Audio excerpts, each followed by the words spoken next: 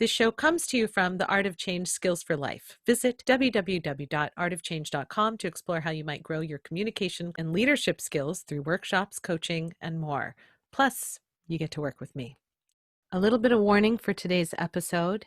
In talking about how people process and manage change, mental health and wellness certainly is part of the equation. And today we will be discussing surviving suicide. If you know someone who is struggling, or if you yourself have considered the option of ending your own life, I would encourage you to please seek help. Call the crisis prevention hotline in your local area. The world is better with you in it.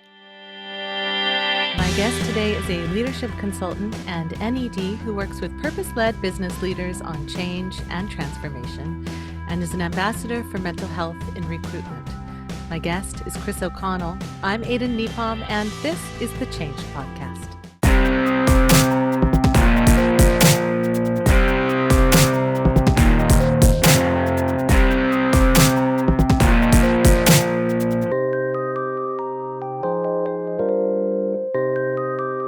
Welcome to the Change Podcast, Chris O'Connell. Thanks, Aiden. Thanks for having me on. I'm delighted to be here. I'm really excited to have you on the show. We met as co-guests on another show, the Essex Business Radio show, and I just really enjoyed your perspective. And then when I heard tiny little tidbits of your story, I was like, well, I think we'd better have you on the show. Yeah. It's funny how things work out. You know, the more kind of people you meet and talk to and network, actually, it yields different conversations. And I was equally impressed with the stuff that you do as well. So I'm very hopeful of a very good conversation, actually. Thank you. Well, so I'm on the West Coast of the United States. You don't sound like you're on the West Coast of the United States. Chris, where are you from? I'd like to be, but I was born in London, but I moved to Bristol 20 years ago, and Bristol is a beautiful part of the UK, very close to the coast, and lots of good sort of music, restaurants. Well, pre-COVID anyway, but it's a good cultural city that I really like. Yes. So I imagine it's getting either close to dinner or past dinner time where you are. Yeah, absolutely. It's getting starting to get dark a little bit. So I've given a little bit of an introduction. I think the piece that I think people may be curious about is the mental health and recruitment. I think that's a particularly interesting aspect of the multifaceted work that you do. Would you mind sharing just a little bit of that? Yes, Mental Health and Recruitment is a global organisation that serves mainly the recruitment industry across the world. And the whole concept is around creating awareness within mental health in the workplace, but not just awareness, then a platform to change and action where businesses can actually manage mental health a lot better. As you may know, mental health has always been around, but there's always been a major stigma attached to it. You know, people not being willing or able or honest enough to actually admit they do have mental health. My view is that every single person has a form of mental health. We all have a mind. And particularly with COVID, I think it's come to the fore quite a lot. So the founder, Rhonda, launched it 3 or 4 months ago. And we've had a great response. We've done a survey recently. And for me, it's about people like me and as many people as possible showing up as our true selves. So I've done a number of podcasts where I've talked about my own mental health, which is quite a paradox. Being a leadership coach is quite a brave thing to do. But I'll talk to you about why I've done that in a bit. But, and encouraging others that it's okay not to be okay. And actually it's a strength and courage to be open about your feelings and your mental state. Which doesn't only help you, it helps other people. So it's something I'm very passionate about and something I think is very prevalent for everyone across the world.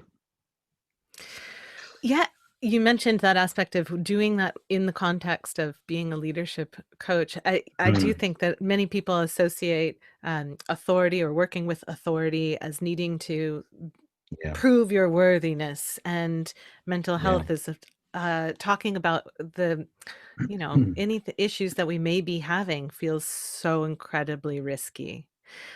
So I think that's really interesting. At the end of the day, we're all humans. So it makes a lot of sense to me that vulnerability would actually be an asset and not a drawback. I think so. I mean, I'll talk to you about my journey, but obviously I've been a a reasonably successful leader in my own right. Now I coach leaders, but you know, where I'm now is born out of my own vulnerability in leadership myself. You know, when I was running a multi-million pound business, I used to put a suit on and become a very different person, like a stoic kind of motivational person that wasn't necessarily me, because I felt I had to be that person. So I changed into this different person. And I think actually, when a leader takes off his mask or his cloak or his kind of veil of strength and actually engages with his people or her people, you do actually get better buy-in and better performance. And that is what I'm finding, that some leaders are finding difficult and some leaders are embracing. So it's that whole Mhm. change. And I think the whole landscape is changing around that compassion and empathy led approach, as opposed to work harder and shouting and telling and pointing at people. It needs to be a completely different way of engaging. Yeah, I mean, I find that this is true across the board. It's not just in leadership. I'm finding this is true Yes. um, in in collaborative endeavors, artistic endeavors. The old model of directing theater, for example, um, Mm-hmm. isn't really working anymore. There's a lot of chatter coming out about the abusive nature of theater instruction, where Yeah, they sort of break down the performer until they can finally receive absolutely. critique effectively. And then those are all broken people out in the world Yeah, pretending to be other people for a living. Parenting as well. Yesterday, my mother definitely. came over and watched a movie with the family, and my stepdaughter spilled her milk. Classic. And Yeah. um, and we just cleaned it up. It wasn't a thing. And Mm. my mom was like, "Oh my God. If I had done when I Mm. was a kid, when I spilled anything, I got Yeah, screamed at. Screamed at. absolutely. How could you spill that? What are you doing? Go clean it up." And it was like, that's just not how we do it in our house. It's amazing how what happens in our past, what our parents, it cascades down to us. And it's, sometimes I have to watch myself around re-engineering some of the habits that I picked up from my parents around how I manage or parent my children as well. And, how many times was I told, no, you can't do that? And actually, Hmm. uh, an approach of just talking is better than, just telling someone no. I think it's can be very damaging, that very singular approach around just being told you can't do something, you can't do this, you're not supposed to do this. I think it's about a balance between providing autonomy, and allowing individuals to be the masters of their own destiny, and also make mistakes as well. You've got to learn from your mistakes. It's a very fascinating time we're in, I think, at the moment. Yeah. Well, it's changing times. And speaking of changing times, the topic of the show, of course, is change is sort of this general idea. We use this word Yeah. change everywhere for all kinds of things. So Mm. I'm curious, Chris, when you hear the word change, when you think about change in your own life, what does that mean to you? But it's ever evolving.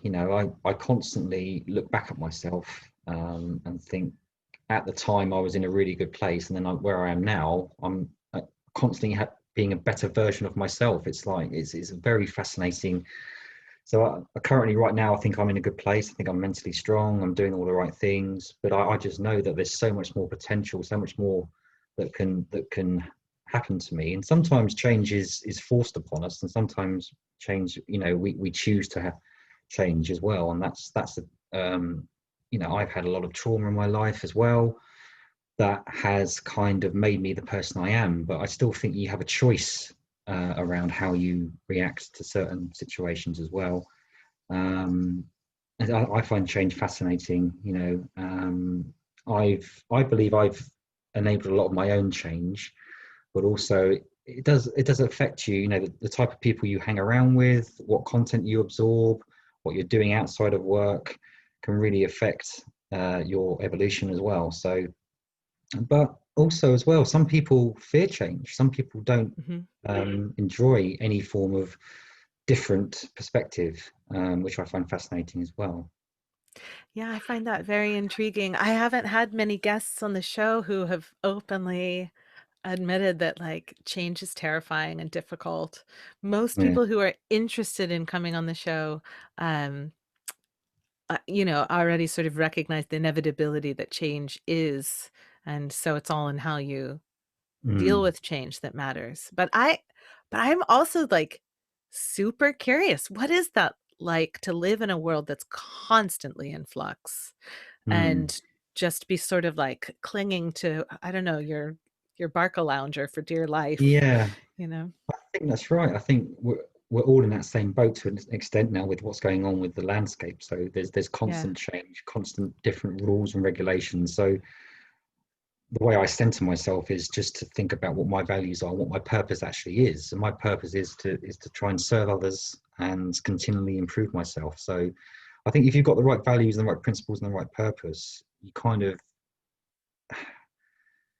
condition yourself to change, and you kind of expect it, and you kind of embrace it a bit more, I think, as well.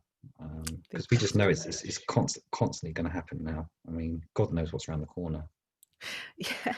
I'm kind of struck by that it's always been that way. We just didn't notice. Like it's just Yeah, sort of been maybe. thrust in our face more this year. Yeah, 2020 has been very much like, oh, guess what else? It's different yeah, now, and it's only been an hour. Ha ha ha ha. yeah, You know? yeah. That's laugh our way through it and just bring it on, basically. Yeah. Although I imagine everyone will need therapy after this year, but who will be the Mm. therapist for the therapists? That's what I Well, wonder. oh, I say that a lot. Who leads the leader? Who trains the trainer? And everything. Yeah, everyone needs someone, definitely. Yep. Yeah. Um, Well, Chris, I was wondering if you, as you were thinking about change before Mm. joining the program, you know, you've been through so many changes. Mm. Was it hard? Did you find it hard to think about like what is one fork in the road moment for me that because I know that for you there's been many. There's been two or three really big ones, and probably a couple of dozen quite big ones. But I think I would say losing my business, and then having a couple of very severe suicide attempts, which I can talk about now if you like. I built a very, very successful multi-million pound business that won numerous awards across the globe. We were flying very high. And for one reason or another, that business then failed, and I lost the business, and I had to take 3 or 4 years out because I was burnt out as well. So going from a very successful CEO in my own right to, you may have known this program, Judge Judy. Watching Judge Judy every day, watching daytime TV every day was a huge contrast, you know. And it affected my mental health beyond any comprehension, really. Hmm. I mean, my mum abandoned me when I was 2. That was bad enough, but this kind of loss of my identity, my purpose, hit me for 6. So it was gradually building up over weeks. I was getting up later and later during the day, and then for about a week, I thought seriously about committing suicide. And the day arose when I decided I was going to get in my car and drive to a particular train station, which I'd already thought about. And I was 100% convinced in my own head this was what I was going to do. 100%. Nothing would change that. And the sense of relief I was forward thinking about of being no longer being here was amazing. I was saying to myself, if I could stop how I was feeling, that would be the best route. So I got into the car, drove to the station. My car broke down. Some person managed to help me fix it. Got to the station and had planned out that this particular station had trains, high-speed trains, traveling through it every 25 minutes or so. So it's pretty much guaranteed that I would be able to jump in front of one. I got onto the platform, and there was 1 or 2 people there. I was pacing up and down, waiting for the train to come. 20 minutes passed, no train, and then one came, but it stopped at the station, which was not helpful for me at the time.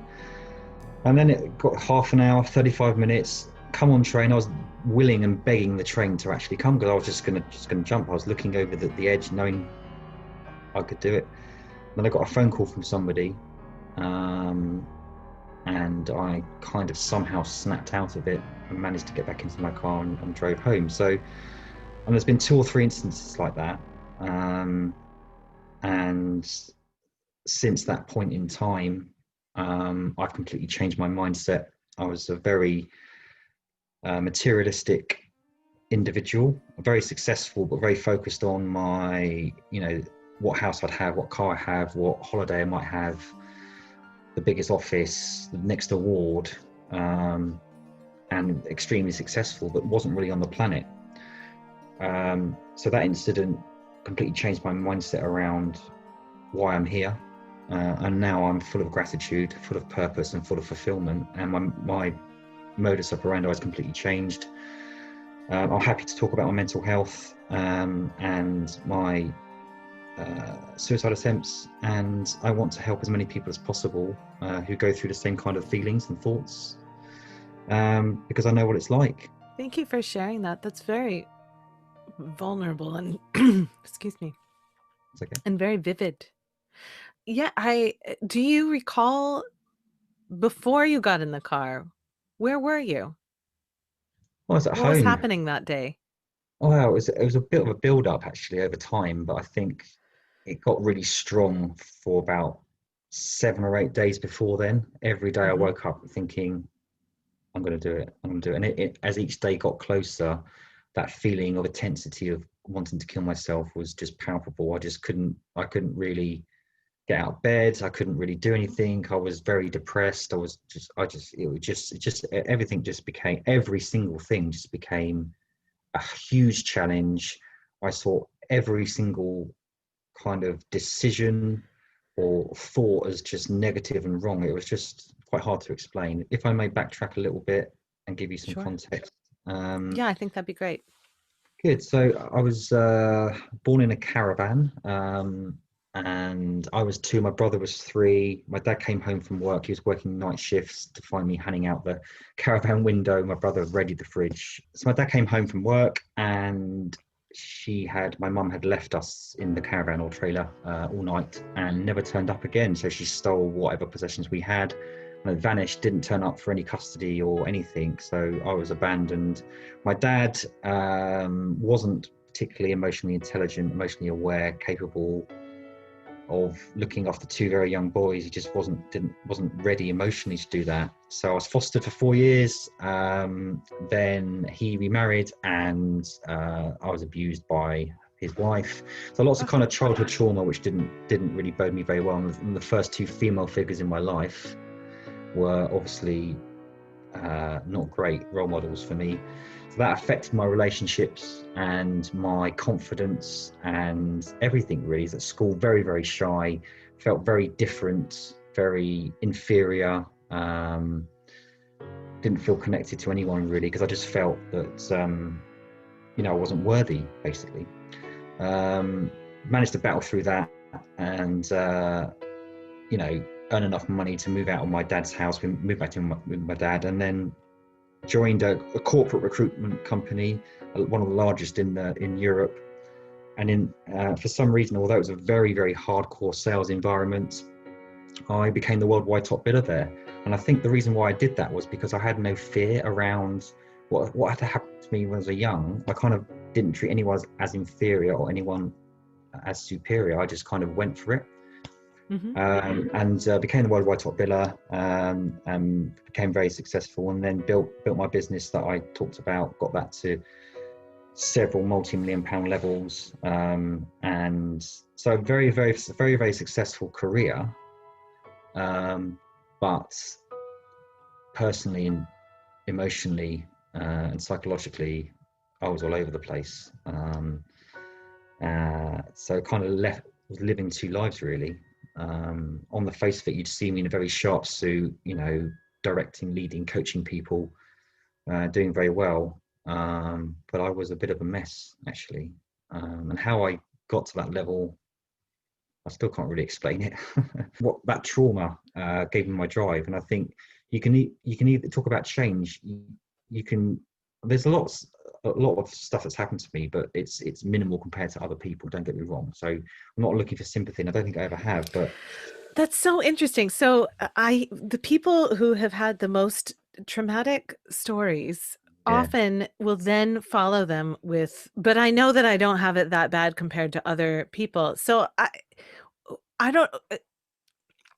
Is that just you feeling like your trauma isn't worthy, or is that because you don't want people to, you worry about people judging?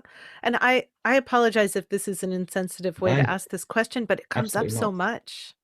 No, I think you're probably right. I think there probably is a little bit of that in there, to be honest. But I think also as well, I think that um, I don't think I've ever used it in a way of wanting to be a victim or put myself in a victim state. What I'm saying is that you can have the adversity and the trauma, you can actually use it to your advantage. And I now see that as a gift because it has Hmm. enabled me to push on. It has enabled me now to see things from a different perspective. I've got no resentment towards any of that.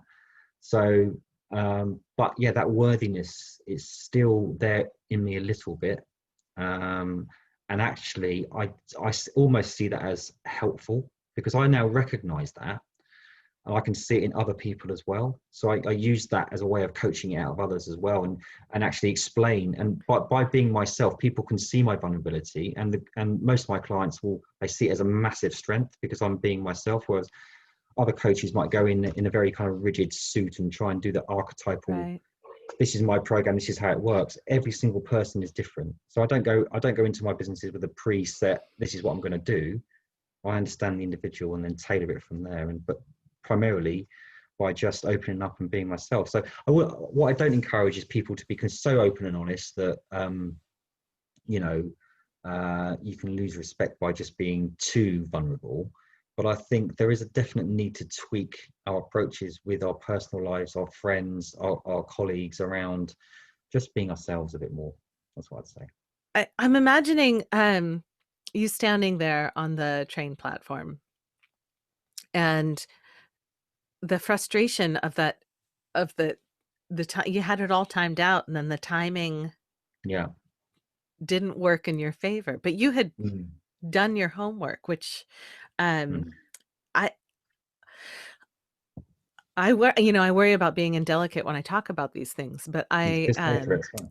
my personal experience around suicide has been that often people do their homework. Mm. And um so what do you think, happened there? Was it divine intervention? Was it chance? Was it, did the train break down on the other end? What would have happened if that you never would have gotten that phone call, but Yeah, I think it was for divine intervention. Who knows? I do believe a little bit around kind of that kind of stuff, but I'm just thankful that it didn't now. And I think, but it's very difficult to get people to understand. I mean, I'm sure some listeners who haven't experienced that or don't necessarily believe they've had mental health issues or whatever. Mhm. I've heard stories around people describing it as very selfish and very kind of, and to an extent it is, but when you're under that influence of thinking, it honestly, yeah, I defy anyone not to want to do that. It's a very difficult thing to explain. Um, And, yeah, in those moments, were you thinking about what the consequences would be for the people who were left behind? yeah, I was, but obviously not enough. Mm. And I think back now, I mean, the devastation that would have caused um, is it was making me upset talking about it. I've got At the time I had one young child. I've now got two. So um, yeah, I mean that probably uh, is the biggest denominator in all of this moving forward now. So I unfortunately I can't change what happened. No, of What course not. what I can change is um, how I react to that and what I can do to help others um, avoid that situation as much as possible. And the reason I'm so curious, and I will be editing this piece out, but my stepfather committed suicide. Oh wow! Oh God, I'm so sorry.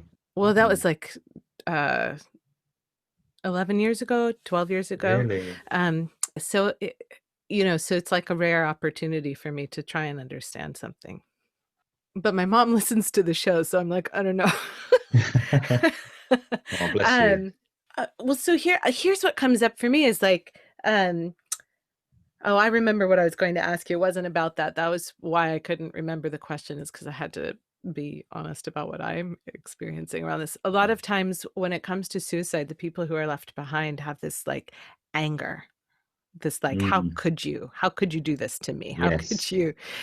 And so that's, the tears for me are this like guilt around that, because I was angry because of caring so deeply about her. Yeah, but people have this like anger at the person who left.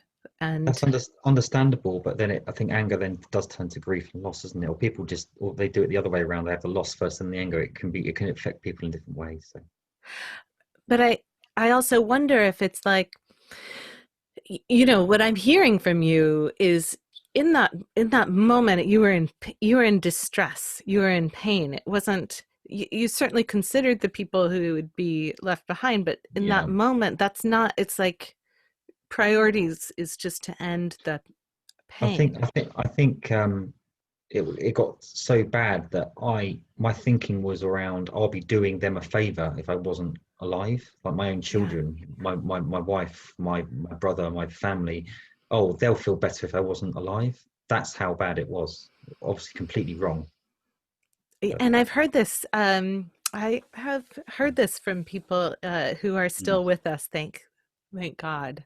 yeah, Who whose the narrative is like, they try and convince themselves that the world will be a better place yes, without them. mm, And I I'm of the strong mind that if you're here, it's because you're supposed to be here, whatever that means. But if you weren't yeah, supposed to be here, you wouldn't. And I apply this to the terrible as well as the good. So, mm, um, not to say that there's some divine, I'm not a religious person, so I don't really know what the yeah, explanation is for why we're all here, but no, no, we're all here, you know. yeah, I, and that goes for this, like, horrible people are here doing horrible things. If they get to mm, be here, yeah, then you, a good person, should also be here. And you, the person who's doing mediocre things, should still be here. And you, mm, the person who's like failed at doing everything good and just has, you're under a pile of crap, you still get to be here. yeah. I'm just of that mind that being here entitles you to be here, How you whatever choose it's to worth. be is your choice, I guess. But yeah, I think we've all got a right to a life without doubt, unless there's completely heinous, abhorrent situations going on, of course. But yeah, Well, that gets tricky. That gets into sort of capital punishment questions, doesn't it? yeah, But but and maybe not for this podcast. Who knows? I mean, the changing landscape of the penal system might be a very interesting Mm, question as well, because I do think that there's, yeah, some people can be recuperated and some people cannot, yes. um, but yeah, that does get into complicated territory, doesn't it? But I guess, we don't like it. I guess it still applies, because we don't like it when a single person is judge, jury, and executioner for someone else. So Mm, what would entitle an individual, right, to be judge, jury, and executioner of yeah. themselves? That doesn't seem fair either. No. No. Absolutely. Uh, that might be where that comes from. Well, I'm just talking a lot. Um, Let me ask you this. For people who are in that state of mind, so, I can talk about the survivor side of it all day long, but for people who are in that state of mind, in that frame of mind, Mm. what can they do? How do you, how do you, is there a way to shake yourself loose? I think there are ways. There's lots of different advice out there. I do think it does stem from trying to love yourself first, which is very difficult, but you can get there. But I think it's about having that courage and having that bravery to say I'm not okay. And actually, the more times you do that, more often than not, what I found is when I've said that to people, they actually say, "Oh, I'm not okay as well." So you want to get to a point where, when you ask someone, "Are you right?" and they go, "Yeah, I'm okay." It's like there's no substance to it. are you okay? If someone asks me that question, I'll be honest with them and say, actually, yeah, I'm really good, or actually, no, today I'm feeling really anxious. Actually, Hmm. I've had a panic attack or whatever. And it kind of it's so initially it's I think it's trying not to feel uh, that there's a stigma around not being okay, and talking to as many people as possible, having that ability just to go, I am going to reach out to someone, I am going to phone someone. um, uh, it helps as well, but it does really matter the type of, in this day and age, Facebook, Instagram, all the social media stuff, what you eat, the exercise, the people you hang around with, it all contributes to our mental health. So I think on a general level, if you can try and make some time for yourself. So as a leader, I spent 100% of my time just focused on work, and that's what done me in the end. So my advice to anyone is try and put yourself first in a selfless way. So wake up in the morning and go for a walk, or eat the right food, or don't go straight onto your phone. Just try and start your day in a way where you've given yourself some grounding, do some breathing, do some exercise, do some meditation. But if you're in that particular state where everything is dark, um, I think your point's very, very pertinent around what's the aftermath going to be like if you did follow that through. Hmm. You make a very good point around, actually, what would my partner feel? What would my siblings feel? What would my kids feel like, actually, if I did this?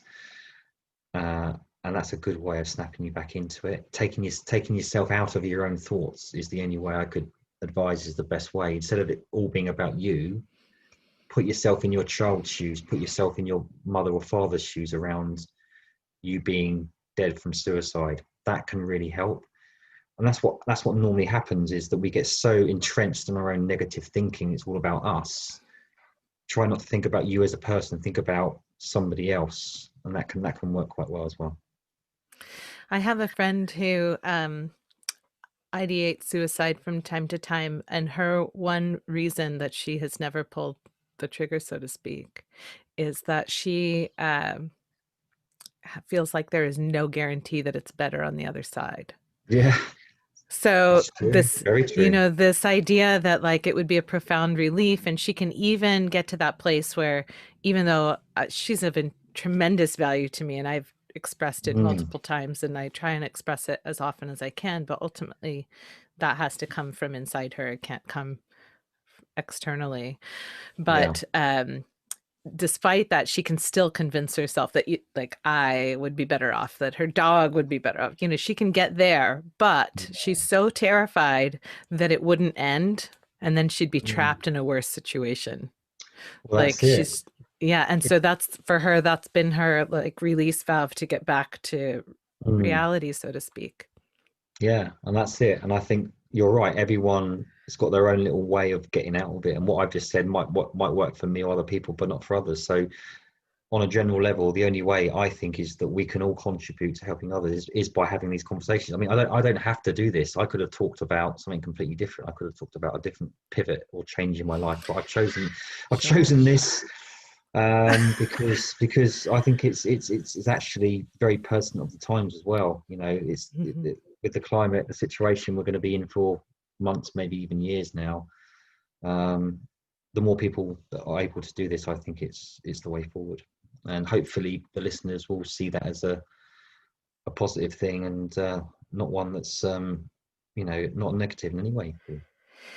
Can I ask you this? When did you start getting to a place where you were comfortable talking about this? Because to me, that's a pretty profound change. Because Mm, the anxiety and ideating suicide, these things are typically the things mm, that we collectively, yeah, as humans, hide from each other. Little yeah, terrible secrets we tuck away in the deep, yeah. darkest holes in our heart. So Mm. bringing this out into the open, what was the change, what was the fork in the road moment that sparked that? Yeah. Oh, good question. I think probably about 2 years ago, only 2 years ago, where I uh, got divorced, left the family home, and had some time on my own where I could really, really reflect, Hmm. um, not have to. answer to anybody and just have that time to think, hang on a second, I'm 43 now, I was 41 at the time.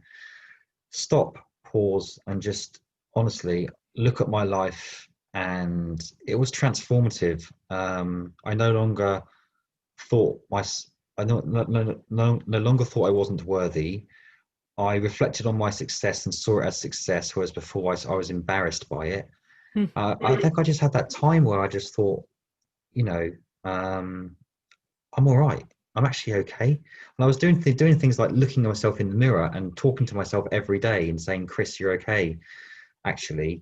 So I think it just came with age. I think it was a culmination of severe loss, trauma, and big events in my life.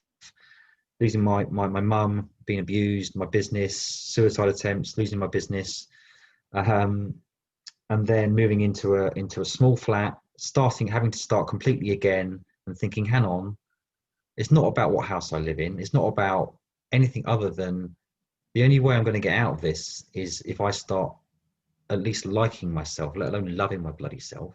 And I got to a point where actually I saw myself differently, and I started to respect myself. It's very hard to put my finger on. I just had that time to reflect. And now, yeah, I'm really proud of who I am. And I'm not afraid or ashamed to admit anything. You know, I've got my faults. I've also got a hell of a lot of ability. I've got a big heart. I'm still learning. Got a long way to go. Yeah, I'm looking forward to the next period of my life.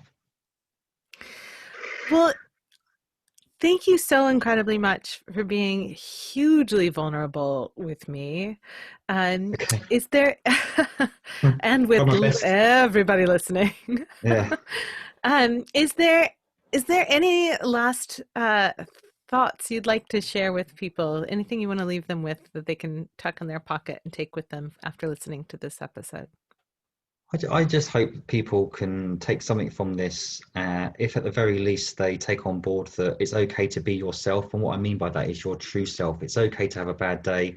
It's okay to be vulnerable. If anything, that brings a lot more trust and engagement anyway. So lose the business attire, or whatever, or the mask, and just don't be afraid to be you, and just enjoy yourself, and then others will enjoy you as well.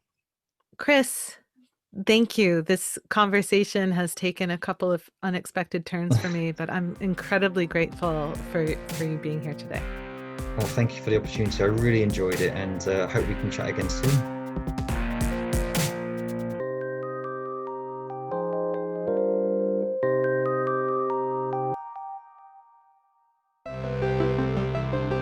Vulnerability. Why is it so hard for us to just admit that we're human to each other? We work so hard to just convince ourselves that we're supposed to be perfect accomplishment machines, just success manufacturers, completely flawless. And we work really hard to put on the appropriate mask because, quite honestly, there are ample signals out there that our best just isn't good enough. But there are also ample signals in our lives that our best is yet to come. And the truth is, we have choices about how we perceive ourselves. Our perspective matters a great deal. Speaking of perspective, I'm reminded of that old story of two kids, one thrown into a room filled with toys, the other thrown into a room filled with horseshit and a shovel. The first kid, when a few hours later, is found just like in a pile of broken toys, just sobbing because they didn't get what they wanted. But the other kid is found just gleefully, giddily shoveling shit. And when asked why, he says, "With all this poop, there's got to be a horse in here somewhere." Your sense of worthiness must come from within, as must your perception of the ever-changing world around you. I would suggest that as you dig deep for that sense of, I belong here, that you include your flaws in what makes you unique, and just be the best you that you can be. And recognize that there will be days when the best you've got is binge watching Judge Judy, because we're all only human after all. Thank you for listening to the Change Podcast. If you found this conversation helpful or insightful, please share it with a friend. Remember to click subscribe if you haven't already, and definitely leave us a review. If you know someone who is in a dark place, or if you are considering taking your own life, I would encourage you to seek help immediately by calling the crisis prevention hotline in your area. I'm Aden Nepom, and I wish you the kind of experiences in life you're excited to tell stories about.